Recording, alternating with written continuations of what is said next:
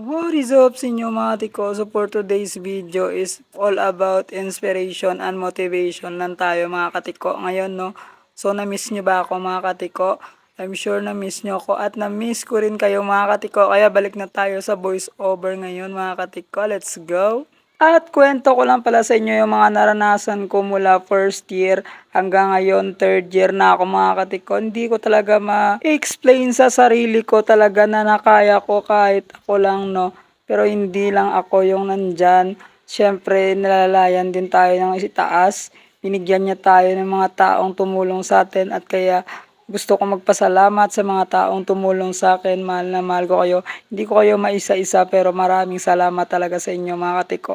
Dahil sa inyo ay talagang sinipagan ko talaga, ginawa ko talaga ang lahat. Nagdiskarte ako at syempre sa tulong ng mga tao na hindi na kailangan pa ng pruweba, nagbibigay sila pero hindi na nila sinasabi na gamitin mo sa ganito, gamitin mo sa ganyan, okay lang. Basta magpatuloy ka sa pag-aaral mo, sipagan mo lang palagi, gawin mong lahat at kung saan ka masaya gawin mo. Na totoo talaga ang sinasabi nila na tutulungan ka pa ng ibang tao na kahit hindi mo kilala talagang tutulungan ka talaga nila. Yun yung pinaka the best sa mga hindi mo kakilalang tao kasi talagang handa silang tulungan ka para maabot yung mga pangarap mo. Siyempre yung gagawin mo naman is magsipag ka, gawin mo lahat, mag-aral ka ng mabuti at syempre ibigay mo yung best mo para maging proud sila sa'yo at para hindi naman masayang yung binibigay nilang tulong para sa'yo. Kaya magpatuloy ka sa pangarap mo. Hayaan mo yung mga taong nagsasabi sa'yo na hindi mo kaya. Huwag mo silang pakinggan. Instead, gawin mo silang inspirasyon na gawin mo yung mga hindi mo kaya at magugulat ka na lang at sa uli ay masasabi mo sa sarili mo na nakakaya ko pala yung sabi nila na hindi ko kaya. Kaya ang message ko sa inyo mga katiko ay syempre wag na wag kayong mawala ng pag-asa. First of all, mag-trust kayo sa itaas. Syempre siya ang nakakaalam ng lahat. At syempre maniwala kayo sa sarili nyo.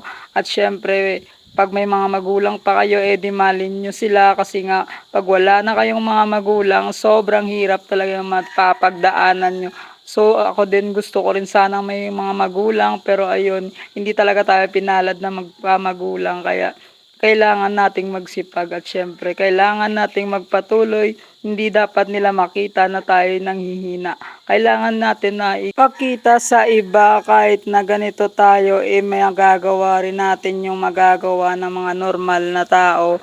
No, so wag na kayong mawalan ng pag-asa, magpatuloy lang kayo sa buhay at syempre wag na wag kayong susuko kapag may mga pangarap kayo na gusto nyong abutin.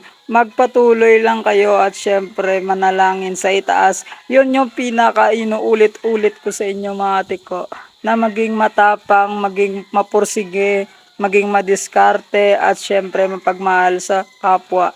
At syempre, maging humble lang mga katiko, no? At syempre, gawin yung gusto natin. May sabihin man sila o wala, magpapatuloy pa rin tayo. Hayaan na natin sila kung may masasabi man silang masama o mabuti.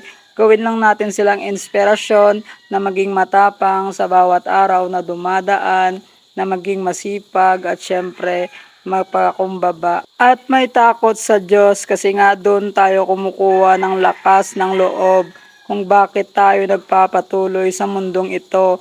Kaya mga katiko, magpatuloy lang kayo, inuulit-ulit ko sa inyo na magpatuloy kayo na sa bawat hamon ng buhay ay kailangan nating maging matatag palagi, palaging nakangiti at syempre harapin yung mga kinakatakutan natin sa buhay. Syempre yung mga alam mo na, 'di ba?